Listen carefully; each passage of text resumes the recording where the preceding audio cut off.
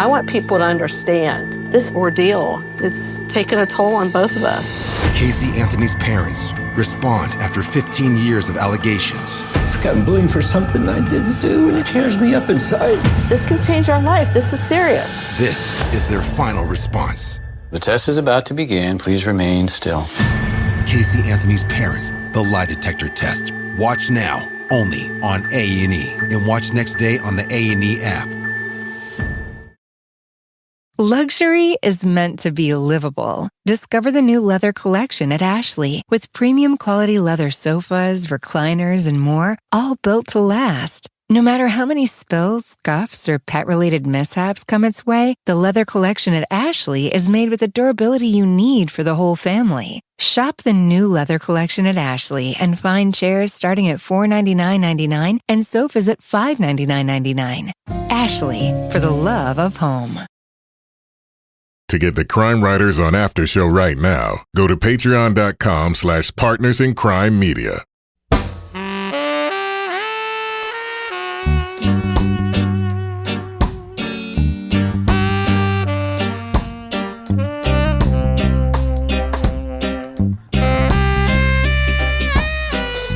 I'm Rebecca Lavoie, and this is Crime Writers On, the original true crime review podcast that digs into true crime, pop culture, and this week, The Dream is back with a new season looking at the wellness industry. Are essential oils, crystals, and CBD kombucha cure-alls, or are they simply snake oil for wealthy and bored white people? Then we'll chill out with Disorganized Crime, a podcast that takes us on a trippy journey as a daughter discovers the true story of her retired drug-smuggling parents. Joining me to get that done and more is my real-life husband and true crime co-author, former TV journalist Kevin Flynn. Good evening, Kevin. Hello, Rebecca.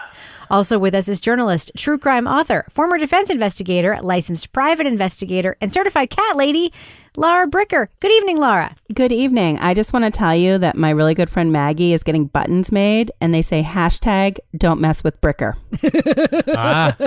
So if y'all want one. I do want one. I want Don't 5. mess with Bricker. Yeah. And finally, our captain of woke cynicism, the author behind the noir novels known as the City Trilogy and the host of our Patreon exclusive book club, Toby Ball. Hello, Toby. Hey, man.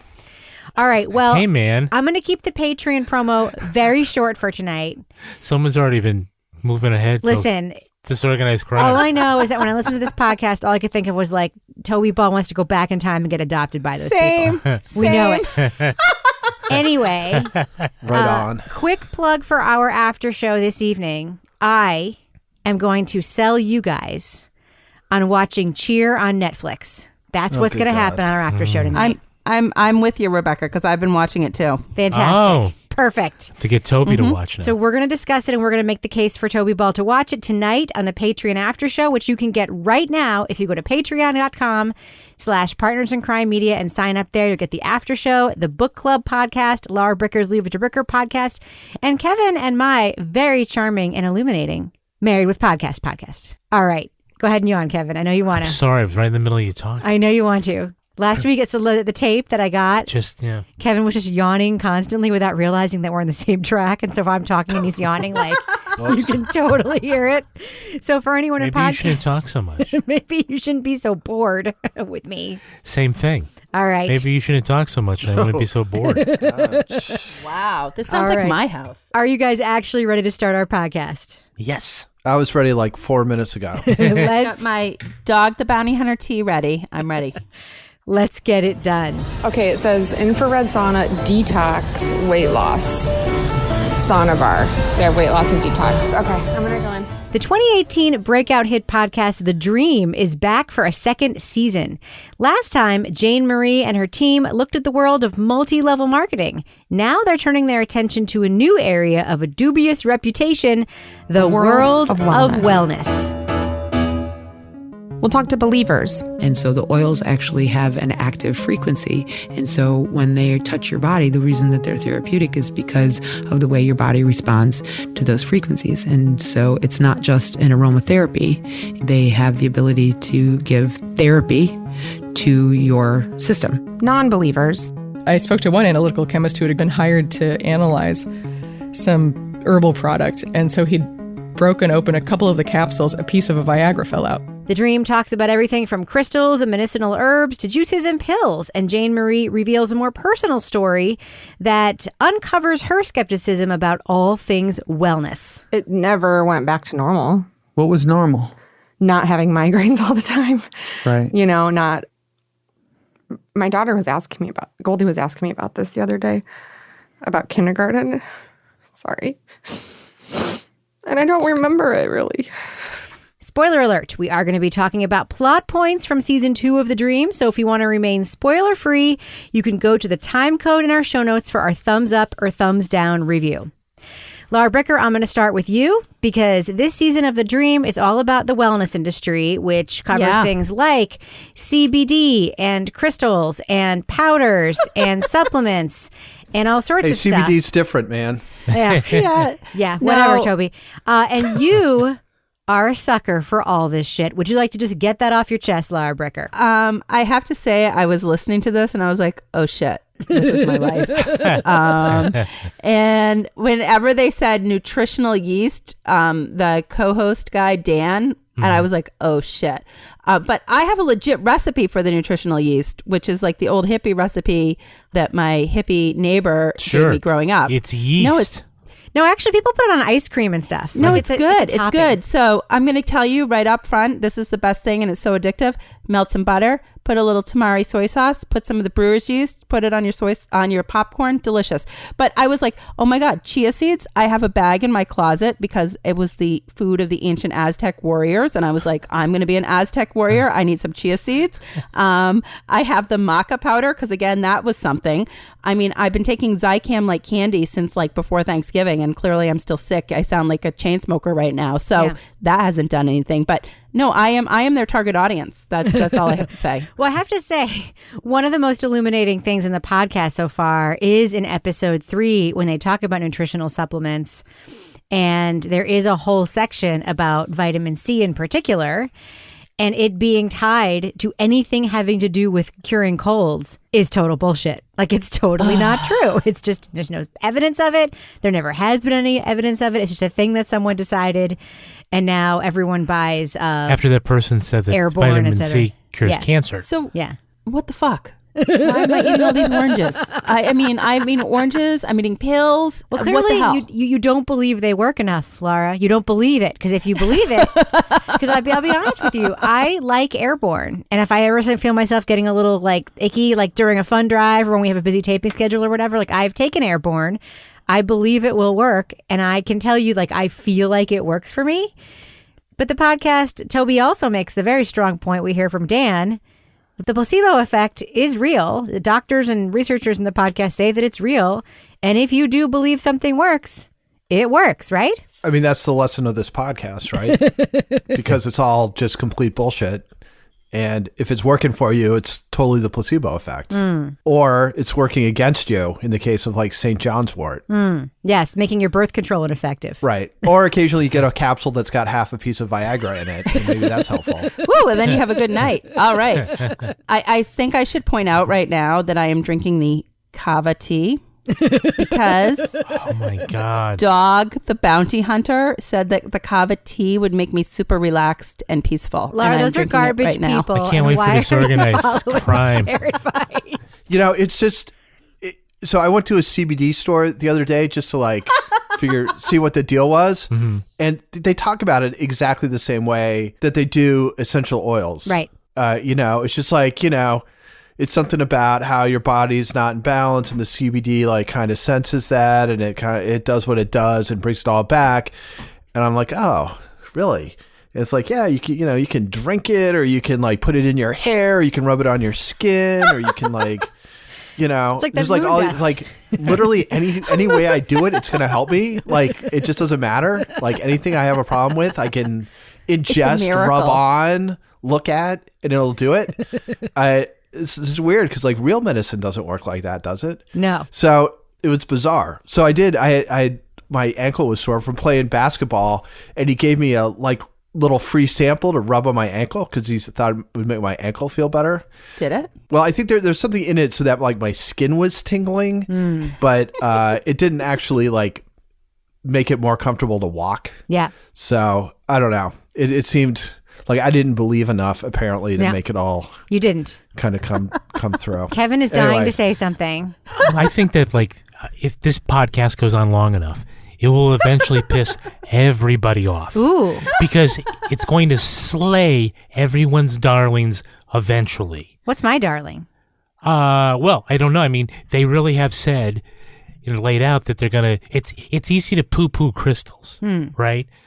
But when they start talking about, vitamins maybe do this, okay, some people or whatever, they're going to say like yoga doesn't really do it. There are people who are into yoga are going to be like, oh, no fucking way. No. Wait till you get to episode 5 and they take on natural childbirth. How many people are like, I swear by that. There's a lot of confirmation bias and there's a lot of, hey, this is my thing and you're challenging my worldview.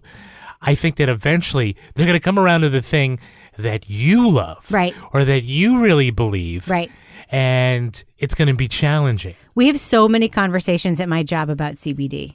This is, I know it's an aside, but do you think it's relevant. snake oil? You still think it's snake oil? I personally do, only because, as Toby says, the claims are crazy. I think that, it's not, obviously it gets confused with the medicinal and also like recreational marijuana conversation. It's not that at all.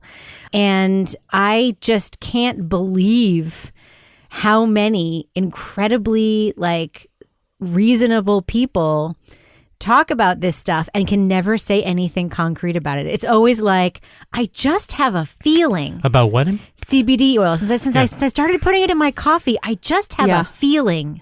I took the seltzers. I was drinking the seltzers at night and I was like, I think that I'm sleeping better since I've been drinking those CBD seltzers that I've been paying like $5 a can for, which is crazy. Yeah, I mean, there's just a lot of things people hold sacred.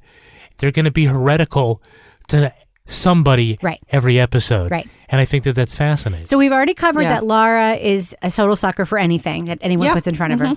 Yep. Toby, do you have a secret or not so secret thing, a wellness thing that you're into that, that you can imagine that Jane Marie in this podcast could theoretically talk about? Well, like a chicken Caesar salad. Is that your wellness?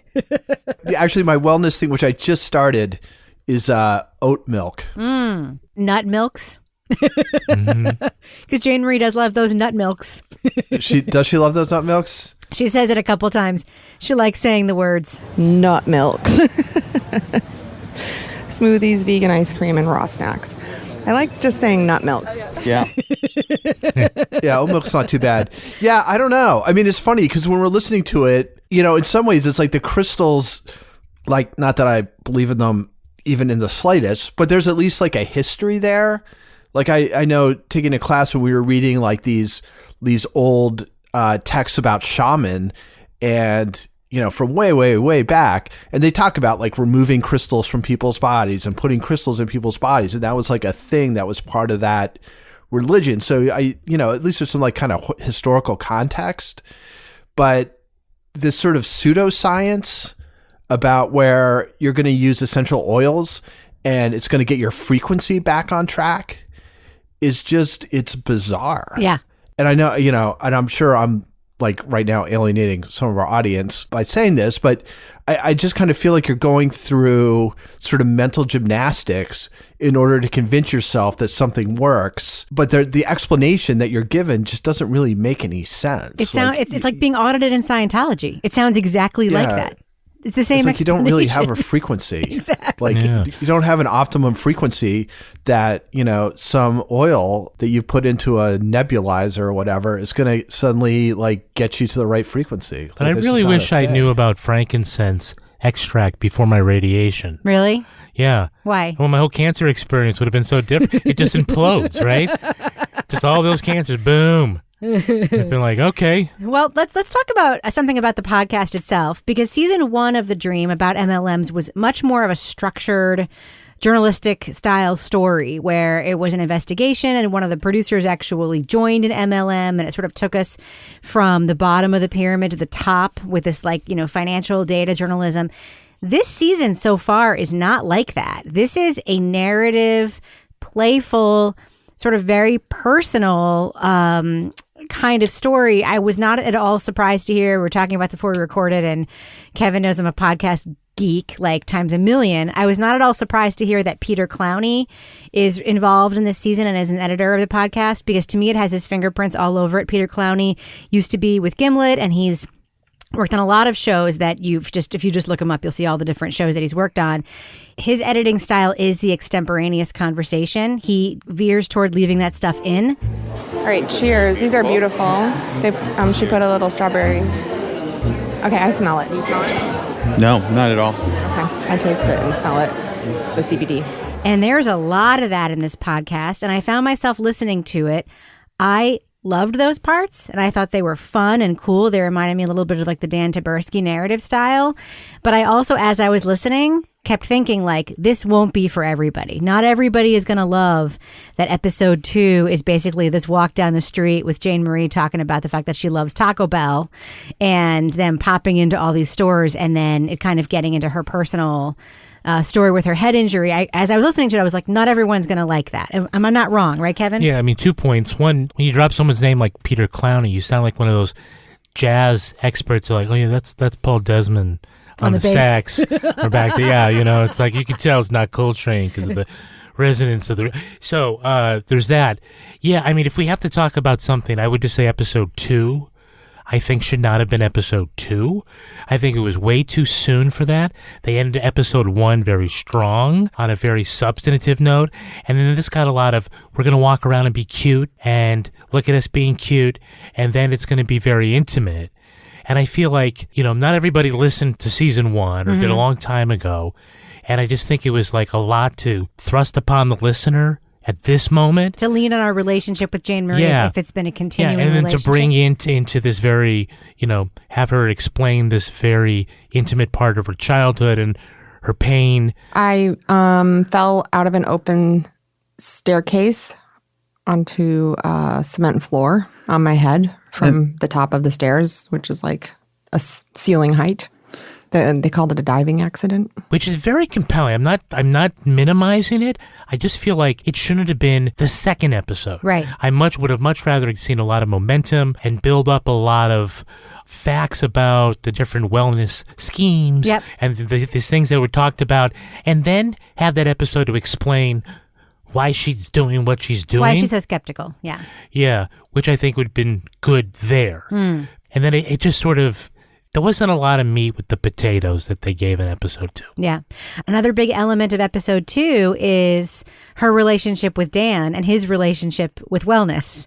You know, we hear that Dan, who is her partner in life, I've confirmed it on Twitter, as well as her partner in the business, the podcasting company. Yeah, she says it in the podcast. They've been making podcasts together for like, I don't want to, you guys put a couple of notes in the script, full disclosure, saying like it's like a conversation with her boyfriend, but there's something about that struck me a little bit off. Oh, tell me more, my wife. Only because I don't feel like the conversation was different than the one they would have had if they weren't romantic partners. I do feel like some of that same kind of conversational stuff was in season 1, but that he's super into all this stuff, crystals in particular, which confounds me. I love the crystals. I have crystals in my house because I think they're beautiful and they are very peaceful to me. Same with plants. But with the crystals, I will say that I shop for crystals based on the advice of the person at the crystal shop or from one of my 3 crystal books. I love the crystals because one of my favorite editors, her ex-husband like ran off with this crystal lady after they got divorced. And so we would always be like, what's going on with the crystal lady? Like, it was just like bizarre because it became like a whole lifestyle for them. And I was always very like mesmerized by this whole like, oh, we have these crystals and they have energy and all this power. And like, I'm like, really? Huh. So I just find it kind of fascinating that, you know, I guess, again, it's, I don't know if it's the placebo effect or whatever, but it's very interesting to me. We have a listener and a great fan of the show, and I'm not going to mention her name, but she's a professional writer who writes about relationships and had an assignment where she had to write about the benefits of using a crystal dildo. Wait, what? Yeah, and it didn't rock her chakra, but Why aren't you mentioning her name? Is this a real story? She's a sex columnist. She's amazing. Her name's Simone Paget, and you can Google that story if you want. I've read her stuff. She's awesome. Yeah. By the way, just the benefit was just that it's really hard. Ow.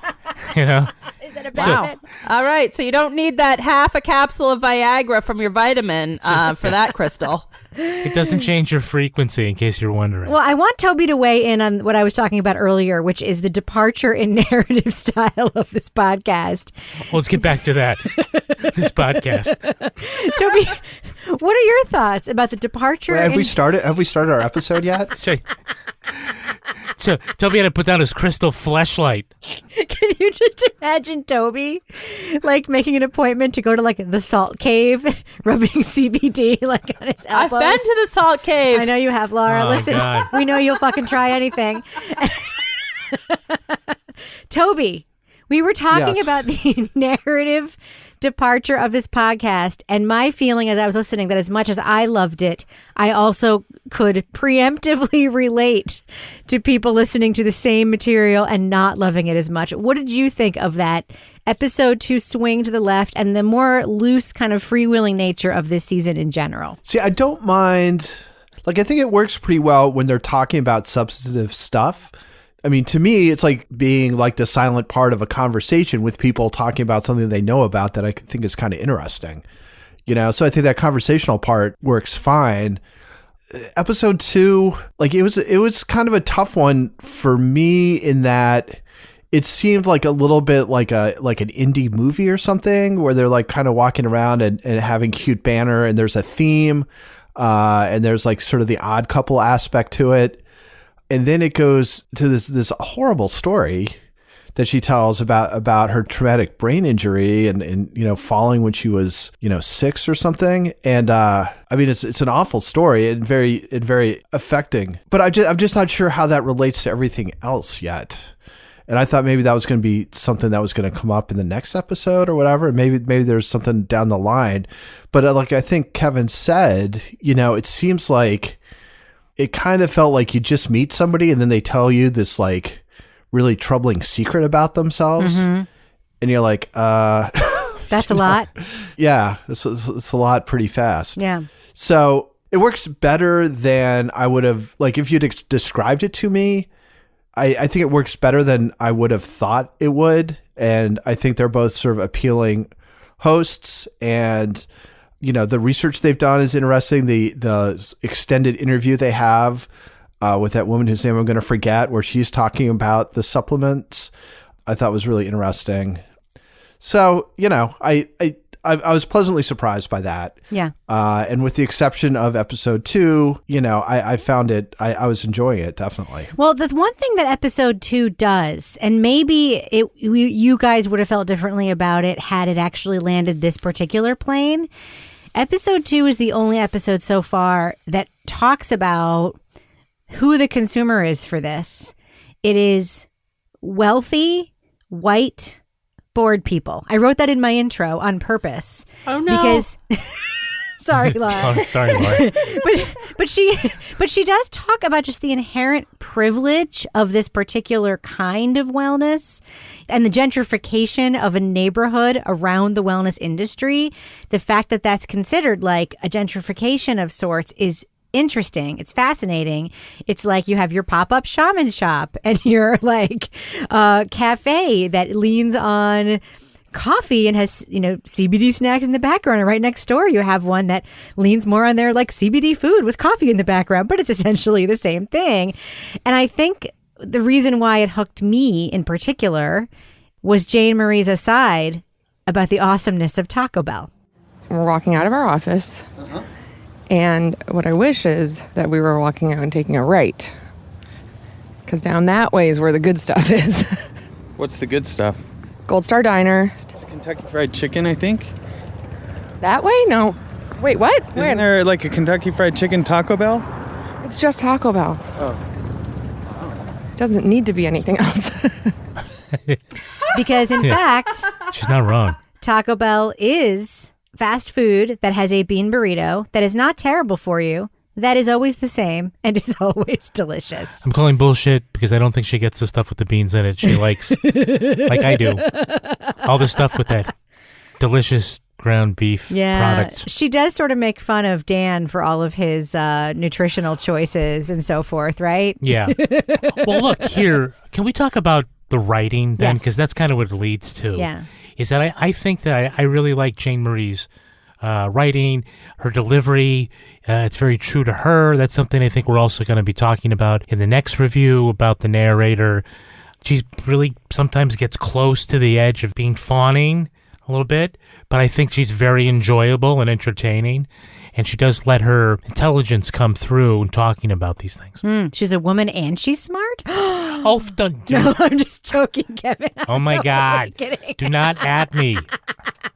Got all the yoga, breastfeeding, vitamin supplement people coming after me already. MLM lovers. Oh, for Christ's sake. Stay off Twitter for a month. Essential oil users. God. What were you going to say, Toby? Oh, this was like before, but I was a little bit troubled that her nightmare was about like having trouble getting service at an Arby's.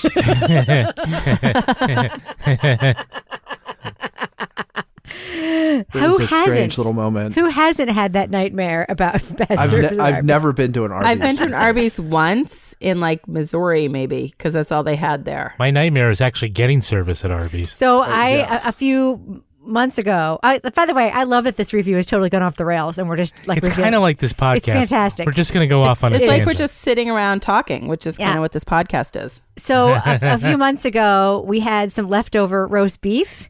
And I made a roast beef sandwich, and I thought I was being incredibly clever. I heated up the roast beef in a pan, and I put it on a toasted bun, but I made it like a burger. I put on like pickles and onions and ketchup and mustard and like a little bit of mayo and a slice of cheese. And I was describing it to Kevin. I'm like, I made the most awesome sandwich today for lunch, which was basically a hamburger, except it was roast beef. And Kevin was like, oh, you mean like Arby's does? And I was like, what? Because I didn't know. They have the meats. I didn't know about the meats. I didn't know. They have the weird cheese, though. All right, so Laura, I want to ask you just one question. One interesting thing that comes up in the podcast in, I believe, episode 4, the one that kind of gets more into the supplement industry and the lack of regulation of the supplement industry, is they talk about how these companies could make a lot more money if they're going to make chemicals that actually do make changes in your body. Theoretically, they could make more money by going the regulated route and creating prescription drugs, but instead they choose to go the unregulated route and create these supplements, perhaps not surprisingly, because their target market is people who don't trust the government and don't trust drugs. I know where you're going. So what were your thoughts about that? It reminded me of something that happened at my house at Christmas. Is that where you're going with this? Am I? Sounds like that's where you're going with it.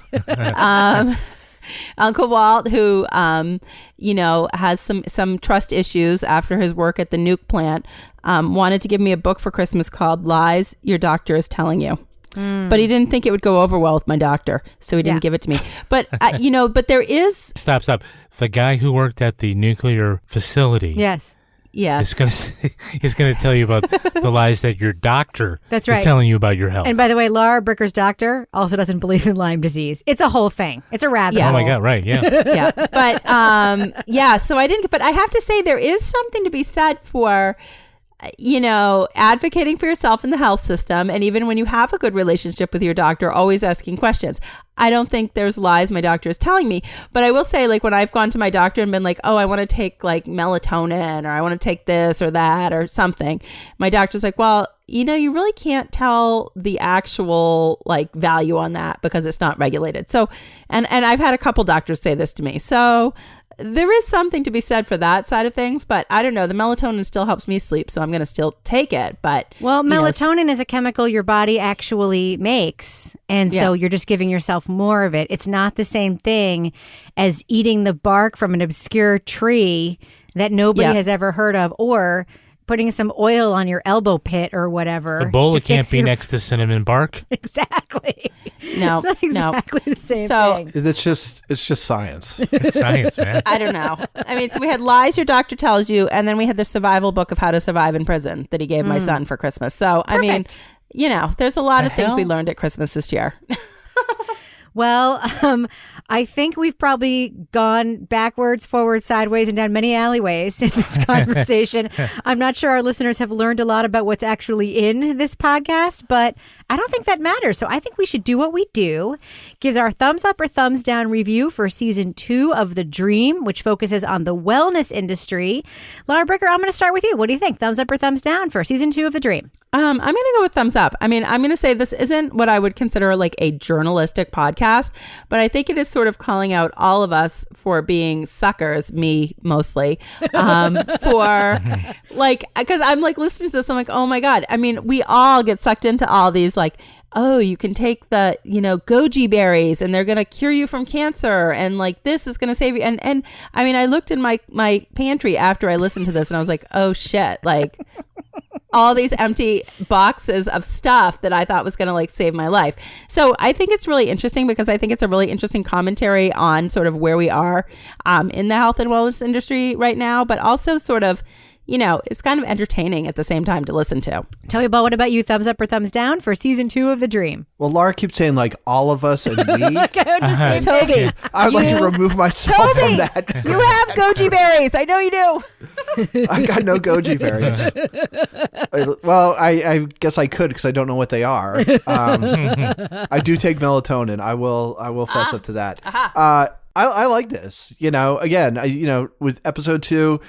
Wasn't really quite my thing, but all the rest of it I think has been interesting. I think they're both engaging and smart, and it's a little bit different than the stuff we usually listen to, but like I wouldn't want all podcasts to be like this, I guess, but I think they do a good job with it. I like the kind of feel and flow, and the information's good, and it's a area that I find kind of personally interesting. So I will give it a big thumbs up. What about you, Kevin? Thumbs up or thumbs down for season 2 of The Dream? I am a thumbs up. I believe season 2 is doing what they did in season 1, where they shined a light on multi-level marketing schemes. Certainly taking something that we all sort of look at and don't really think too much about, the $5 trillion industry of wellness and all the different claims that are there and the things that we already sort of filter out. These things we think we poo-poo this stuff, and we tend to believe some of these other things. So, like I said, I like heretics. I like people that blaspheme. So to go after this, but not in sort of a 60 Minutes kind of way. It's not Madeline Barron trying to rip apart, Nutrilife. Nutrilife. Exactly. Sort of in a light way, turning the mirror on us and kind of saying, yeah, but does that really? I think that is pretty effective. And basically, this season 2 could be its own podcast that could go on forever and ever and ever. Because there is just so many different individual things that one could look at that it could go on longer than My Favorite Murder. Yeah, I think I like this podcast more than all of you do. I feel close to Jane Marie in a weird way. I feel like an intimacy with her that for me carried over from season 1. I like how she examines her own familial relationships in the podcast. The podcast, by the way, I know that her partner, Dan, has a music background. There's some very, very talented audio producers at her company here. And the podcast sounds amazing. It sounds as close to perfect as a podcast can sound. There's also a storytelling style to this that I referenced Dan Taberski earlier in terms of the writing well for oneself that really shines here. But also I think about the This American Life threads and how they are sort of spreading through the podcast industry. One of my other favorite podcasts we reviewed in the last few months that I think I also liked more than the rest of you was The Clearing, which is produced by Jonathan Van Hevar, also a graduate of This American Life. The fact that these podcast producers are comfortable, if they see an alleyway that's interesting, just making a left and taking us down there with them. I really like that style of storytelling. So I love season 2 of The Dream so far. It's very different than season 1. It can almost be a completely different show. One other thing I wanted to mention that I forgot to mention earlier was there is sort of a nod in here, especially in her conversation with her cousin and her cousin's health journey and how she got to all these wacky cures like essential oils, about the fact that women's healthcare sucks and there's like no research done in terms of how to treat women for things, which is probably part of the reason why a lot of women are drawn to these wellness things because their doctors don't have answers because there's no research to help their doctors have answers. Anyway, I really like season 2 of The Dream. Big thumbs up for me, and kudos to you, Jane Marie. Moving on. Rolling a doobie, young, free, and groovy, making it up as we roll along. iHeartRadio's newest true crime podcast tells a tale of a marijuana smuggler from a unique perspective. It's narrated by his daughter, who learns about her parents' crazy double life, moving millions of dollars of cannabis across the country. When I was 14 years old, my older sister told me the family secret. Our parents were able to pay for this idyllic life because my dad was a pot smuggler. Disorganized Crime, Smuggler's Daughter is narrated by a host using the pseudonym Rainbow Valentine. As you can tell, it's a quirky look at the inner workings of a California drug smuggling operation that spanned her parents' hippie 60s and groovy 70s and past the Just Say No era. They were psychedelic pioneers, disillusioned by the Vietnam War and what they considered a repressive 1950s society. Before that, it was all about suffering, and you have to suffer. And then we decided in the 60s that actually life should be beautiful. They were in the middle of a movement that changed the world. Disorganized Crime is part memoir, part history lesson, part farce. Filled with her family's crazy friends telling the stories of their exploits for the first time, the host embraces the absurdity of the situation she knew to be completely normal. Now, we are going to be talking about plot points for Disorganized Crime, so to remain spoiler-free, go to the time code listed in our show notes to get our thumbs up or thumbs down review. Now, Toby, this podcast is basically dependent on the fact that our host, Rainbow Valentine, believes her parents' stories and their friends' stories are enough to carry a narrative. Are they? And what do you think of this entire enterprise? Yes. No, I think the stories are very entertaining. They're colorful. I think we'll probably talk about the questions that kind of arise from them, but sort of on a surface level, I was there for the stories. I thought they're all entertainingly told. Interesting, lots of colorful characters. The fact that they all have these pseudonyms, like the Sugar Bowl Man and the Brooklyn Boys and Sandwich. Sandwich. That's my favorite one. It kind of like lends this sort of legendary air to all these stories. So that part of it is like definitely like super entertaining.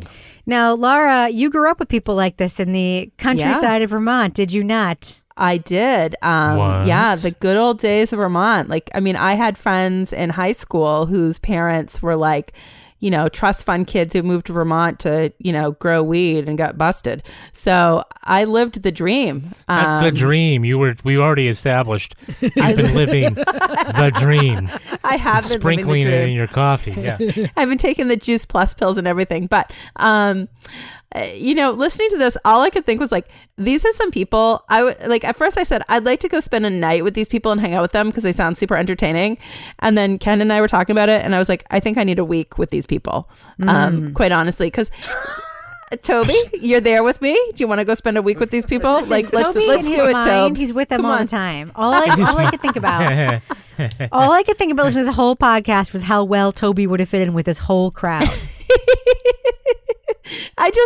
So I have to tell you guys, I was listening to this and I'm like walking around my house just laughing because it's like listening to like pirate stories or cowboy stories or something. Like they're like back in the good old days when we had to like, remember the time that I traded my VW microbus for some acid? Yeah, that was great. Like, I just love every single story. I'm like, I know this is horrible and this is setting a bad example for my child that I'm laughing at this, but these stories were so fantastic. I just love them. Now, Kevin, this is a very singularly narrated podcast. I think the closest thing I could think of to it that we've reviewed on the show would be The Ballad of Billy Balls, which is a, colorful different tone, narrator with a great, strong writing style and a singular voice interviewing a parent or parents for a story. I certainly would not put a show like The Happy Face in the same category because that was terrible. But what did you think of the Rainbow Valentine? I mean, it's very clear to me that she's a performer. I mean, she talks about being an actress, being involved in the theater. I'm very curious about her identity because I think that she almost sounds like a voiceover actress. She has a very acting quality to her narration, and the writing is very theatrical. Like most kids in the 1980s, I was obsessed with Indiana Jones movies. I would dig for treasure in my backyard all the time. Well, actually, during one of my digging bouts in the mid-'80s when I was about 8 or 9, there was in fact $500,000 buried in my backyard. What do you think of the style of the presentation of this? Again, a lot of it is just sort of resting on, Rainbow Valentine. Just say it. Rainbow's, that's her name, Rainbow Valentine. On Rainbow's ability to deliver the goods. She's on Twitter as Rainbow Valentine Lemur, by the way. Because her parents are lemurs. Remember Taffy and that's right. Their pseudonym? Walter Lemur. They're very comfortable with their pseudonyms. No, and they definitely were using it like in the interview, referring to themselves. Yeah. Oh, yeah, like Taffy watched me get arrested. I'm like, that's not her name. Look, a lot of it's going to fall on her. I mean, that's sort of the whole conceit of the podcast in and of itself. He said, I had these parents. I didn't even know they were drug smugglers. And I'm going to tell you all about their crazy adventure. They're going to tell me about their crazy adventures that I never knew. And so, she, is certainly big personality. It's funny because she has a young-sounding voice. Yeah. Even though she's like my age. Yeah. I'm guessing here based on sort of context clues. But because, in this case, she's interviewing her parents, she sort of will always sound younger than. Yeah. So it's like, it's very effective. It works, yeah. It works there. It might achieve a completely different effect if she were doing season 3 of Accused. That demands a certain kind of performance. She's perfect for this. Now, Toby, one of the things this podcast doesn't do is confront, it does confront some social questions. For instance, it talks about the war on drugs and sort of the racial component of the war on marijuana in particular. I found it particularly interesting to hear that the word marijuana itself is racist because it's what Mexican immigrants called pot. And so it was embraced by authorities who wanted to make it sound even scarier. However, it doesn't confront tough questions like, for instance, the fact that these parents, the lemurs, are putting their family at tremendous risk. And I think there's a decent case to be made that despite Rainbow Valentine's awesome childhood, it could have turned not so awesome very quickly and pretty easily. And they don't really seem to be doing much confronting of that. What do you think of the treatment and lack thereof of these tougher questions by this podcast? Well, at least so far, I think that is a big question. And I think they also, in the one where it's mostly focused on those 2 women and their smuggling efforts, that they've got kids and they've got custody of their kids. And I think they're both don't have, like, the fathers aren't in the picture. So I'm not trying to be like women should be worried about their kids and men not. But in this case, it's these women had custody of their kids and they're flying drugs to London with their kid, and it's what happens if you get busted? Like, you've got your kid with you. Like, how does that work? And then with the lemurs themselves, it's the husband who's taking the big risk. But I assume if you show up to a house and there's garbage bags full of weed just lying around. Samples. Yeah. It's like those 30-pound samples that both parents are going to get in trouble and your kid's going to get taken away. I think there's a little bit of glossing over those things, and maybe it'll come back to that, despite the fact that she does sort of contextualize a little bit the way, drug laws are enforced and stuff like that.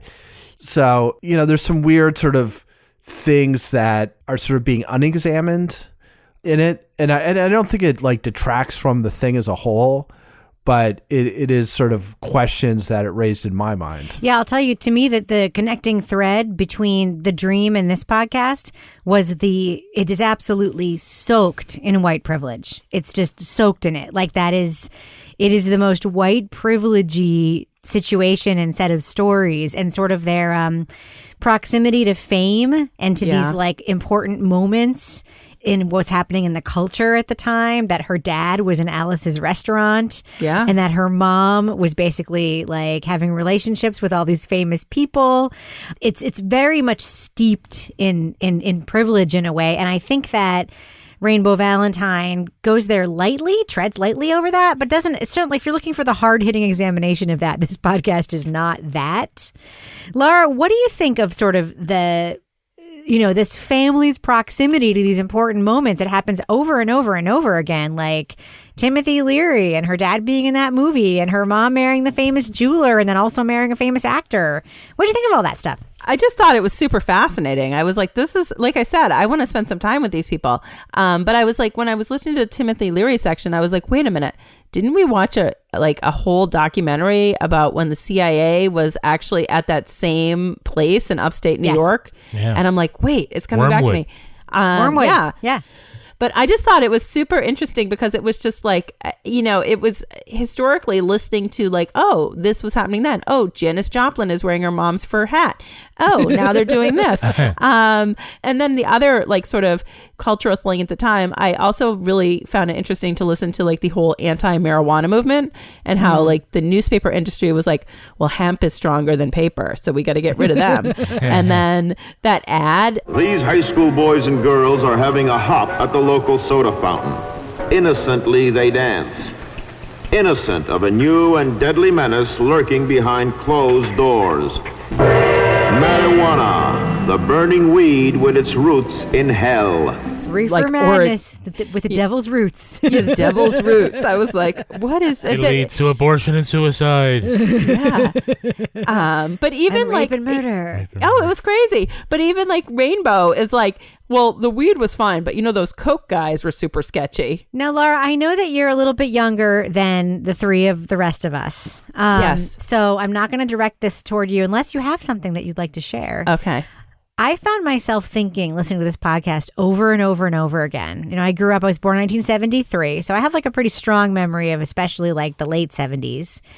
And I found myself thinking about all the weird shit that I saw in and near my home and with my parents, and just really thinking about what if I had an in-depth conversation with my mother on tape about the weird family that lived above our garage and in the apartment behind our rental house in Wichita, Kansas, that I was, quote, never allowed to talk to, but they would invite me inside all the time and I would go because they always had grape soda and they always seemed to have a ton of money and I never knew why. Like I found myself like thinking about that kind of weirdness that swirls around in childhood and the questions you don't ask your parents. Now, Kevin, you come from a very conventional family. I don't think you would mind me saying that. No. Do you feel like there are conversations you could have with your parents on tape that would uncover some weirdness that was happening around your family when you were a little kid? Yeah. I mean, I think it would involve the IRA, but that's probably right. Probably true. Yeah. I mean, but if you want to kind of step back for a second, sort of the whole idea that parents live a life and there are things that they don't share, and that they are probably riskier things than the life that their kids think that they lead. And so whether it's being in law enforcement or whether it's being a drug smuggler or a politician or something like that, there are secrets that you keep. That as a kid, money launderer for the IRA, whatever. When you grow up, the kid still believes what he or she was told. So I think it's an interesting concept to build this around. I mean, she ended up learning the truth when she said like 13 or 14. But the sort of the details, she's saying this is the first time that she's heard it. So I think as sort of a storytelling device, that's a great place to start. I'm having a moment. Go ahead, Laura. No, I'm having like a flashback as you're talking We're about ready. this. Go ahead. Let it out. No, so when like my Let parents, it out, Rainbow. It's coming to me. I'm like, oh my God, I think I was living in this life. Like when my parents moved to Vermont when I was like before I was born, and they had this whole group of people to hang out with. There was this one family. They had like a pretty nice house, but they were always traveling internationally. which is weird for Vermont. Like, that's not normal. And now I'm thinking back to like, wait a minute. When I was at their house, they like sold like items from like these other countries because they were like traders. They were laundering in art. money. And They I'm were like, laundering I money. think they were drug dealers. And it's coming to me. And I'm like, wait Was a one minute. of them named Cornflake? No, there was no cornflake. But I'm like remembering like going to their house now, and I'm like, I totally think they were pot dealers. I'm like, I really now I think this is the truth. Did they also buy wine futures? No wine futures, but I'm gonna seriously. I just made a little note on my thing because I literally think this is. I think I have a secret past. I don't think you have a secret past. I think your neighbors have a secret past. Man, this is either the greatest episode of Crime Writers On or the worst. Toby, we don't even talk about the podcast. We're like, yeah, man, that happened to us too. Toby, what about you? Do you ever wonder, Do you have a like, secret I mean, past? I just think the 70s. Listen, everyone talks about the We know decades. Toby's parents. Can't possibly No, be I like, know. But don't you imagine like a situation in which something from your childhood is just completely different than you thought it was at the time? Can't you just imagine yourself in Rainbow Valentine's situation, but maybe with a different topic or something? That is something I never thought I'd hear. The underground casino. Can you his picture father was yourself running. in Rainbow Valentine situation? I can picture it, Toby. Yeah, I'm sure. I mean, it's actually kind of funny because when, like in the early 70s, when my dad was going to UMass, like that Amherst area was like super hippie. Oh, yeah. So just hearing some of the stories from back then, not necessarily involving my parents, but involving their friends. You know, every once in a while when I see some of my parents' friends, like some of that stuff will come up and they'll be like, oh yeah, Toby, you were 2 years old, like waddling around and, you know. Did you ever go to the Aquavita? You'd ask these funny questions about stuff, you know? So I guess on some level I was, you know, does Henry have another friend over tonight? So anyway, yeah, I'm sure there's a lot of that stuff that I was sort of like going over my head at that age, and I'm sure there's some good stories. This is what I want the listeners to do. We're just going to stop for a second. Okay. I want all the listeners to close their eyes. Okay. Take a deep breath. Okay. Which you're doing, by the way. And think about your parents as swingers. Oh, God. You never knew it. Oh my God. My mom used to do yoga in the front yard before yoga was a thing. That was weird. So she had to do it so everybody would see. She used to date a guy when I was a kid who had a giant white Samaya, you know, the big white dog. Yeah. And he used to make thread. He used to make yarn and sweaters out of his dog's like hair. Oh, Jesus. It was very 70s. Okay. So, Toby, quick question for you. Does a yarn ball not seem like a way better smuggling method on and off of airplanes than a Christmas nutcracker when you're going to Hawaii? Yes or no? Yeah, I guess I would go with the yarn. I thought it was genius. I'm not sure I could pull it off myself, Yeah. but it's a good idea.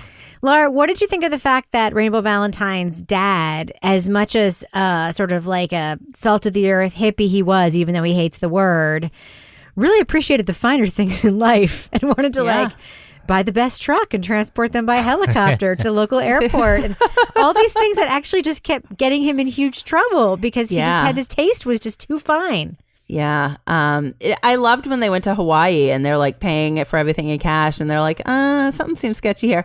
Yeah. The wine part I especially loved. I was like, oh, please tell me there's a wine cave. Please tell me there's a wine cave. But there was no wine cave. But it was really interesting listening to how they were trying to use their money, you know, like the Persian rugs hanging on the walls and the fancy wine and how they would have these parties, but not too often because they weren't really like that. And the beluga caviar and it didn't really gel with this whole like hippie vibe thing. But I think that was sort of the point as you're listening to this, like you were talking before about sort of the privilege of the people that were involved. I mean, this guy's basically like the Bernie Sanders turned into drug dealer. Like he was like the nice Jewish kid from Brooklyn who dropped out of college and became a pot dealer.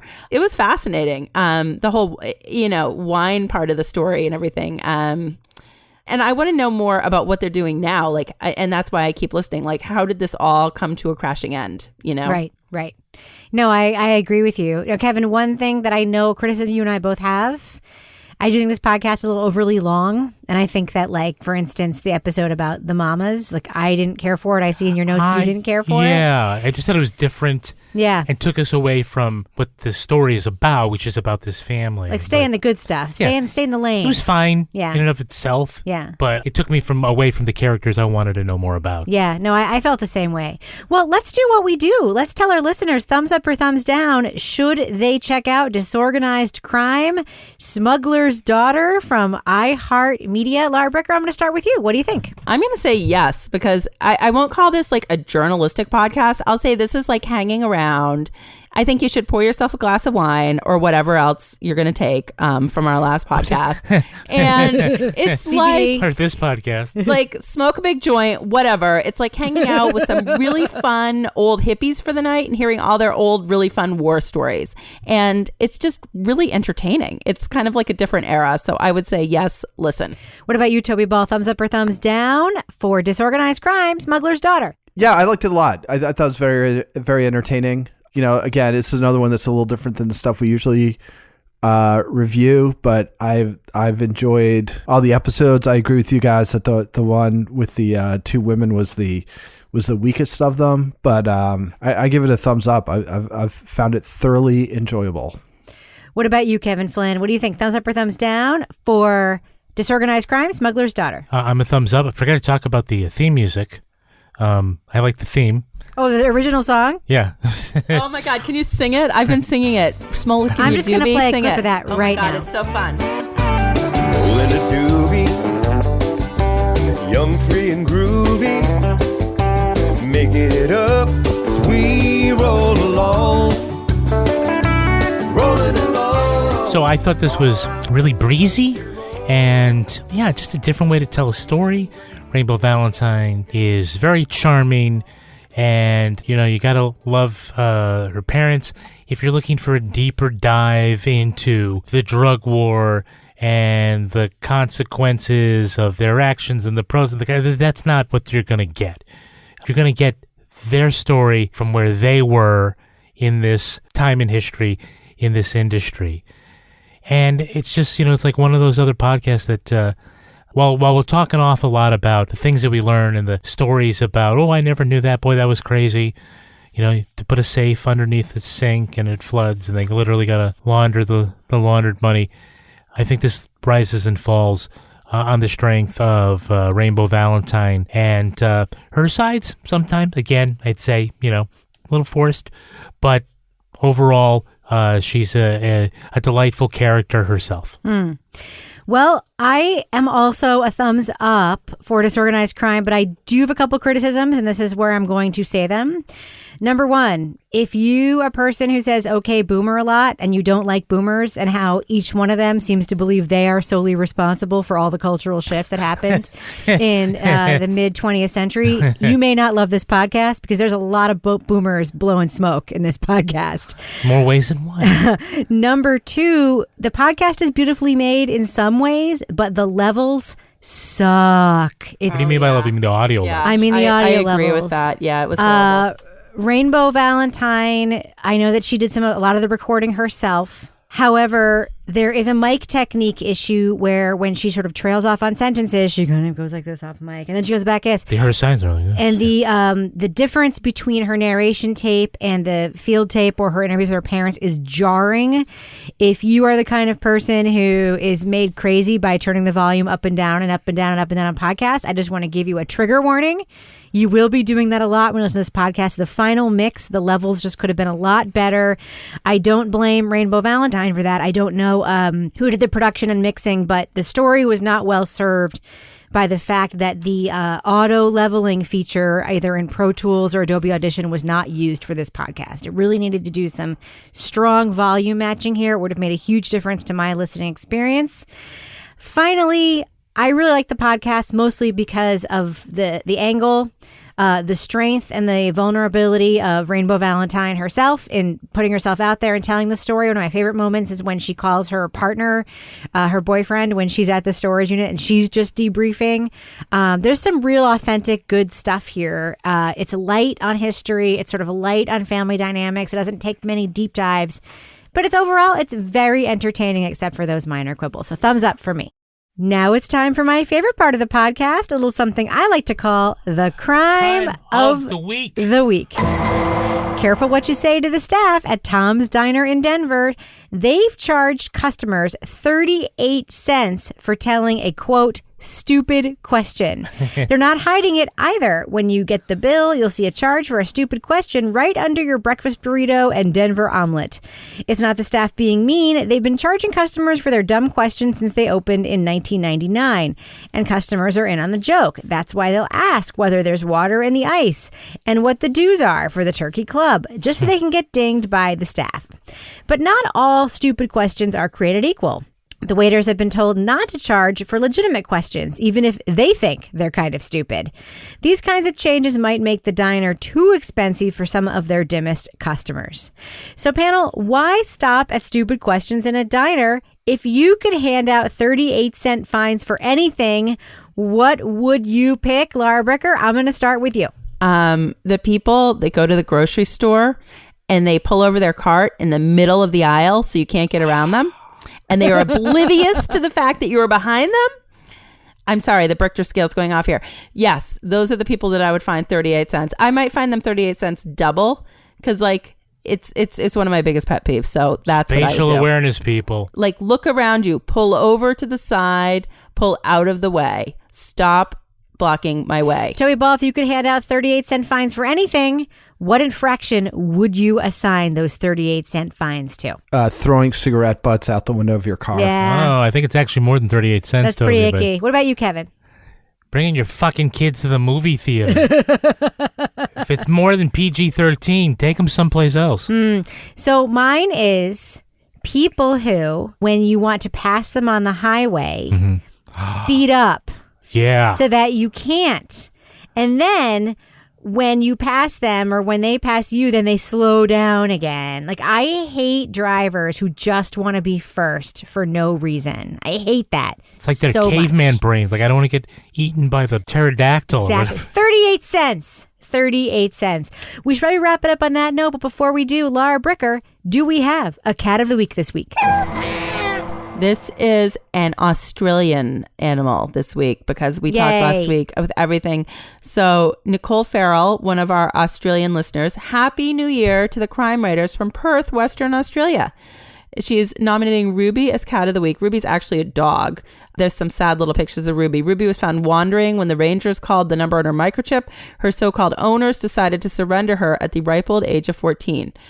And she was covered in a bunch of mats. They had to trim her all up. And Nicole says that Ruby is currently curled up on the couch next to me recuperating. She has seen the vet to receive care and she'll have a full assessment. She's very gentle and she sat for 4 hours while they cut her mats out. So Ruby obviously wasn't one of the wildfire victims, but an Australian pet of the week because we are still thinking about, I don't know about you guys, but I can't even, like, the pictures and the videos of the koalas, and it's heartbreaking. I saw one the other day of a koala going up on the porch with one of the, like, somebody's dog, like their household dog, to get water. It's awful. So there's lots of organizations you can support. We'll post some online.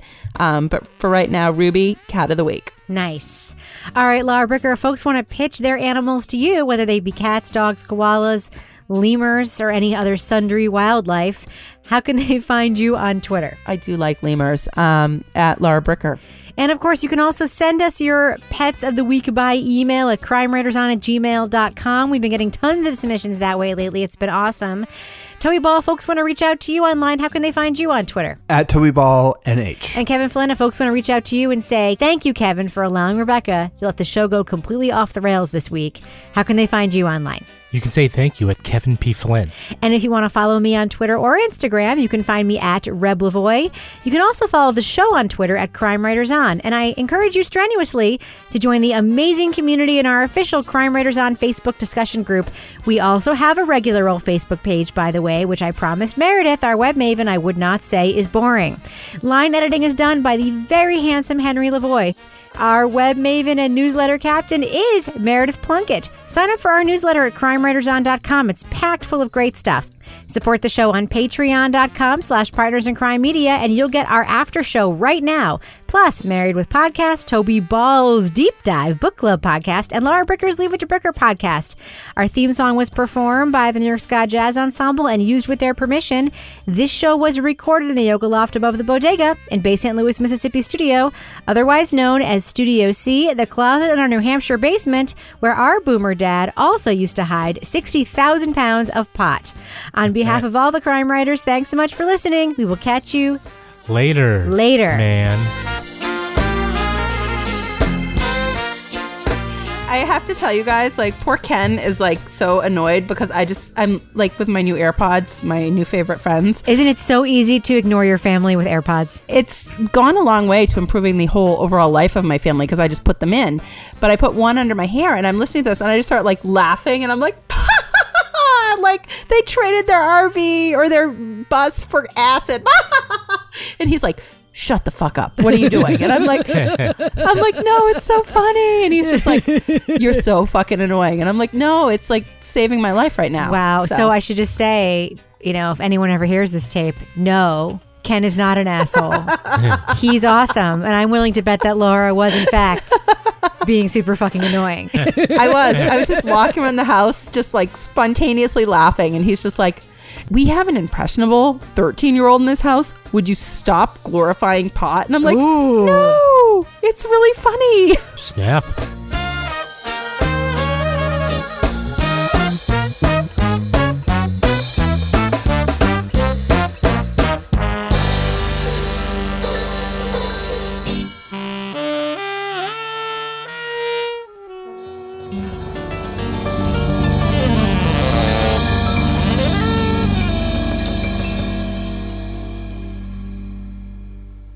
Partners in Crime Media.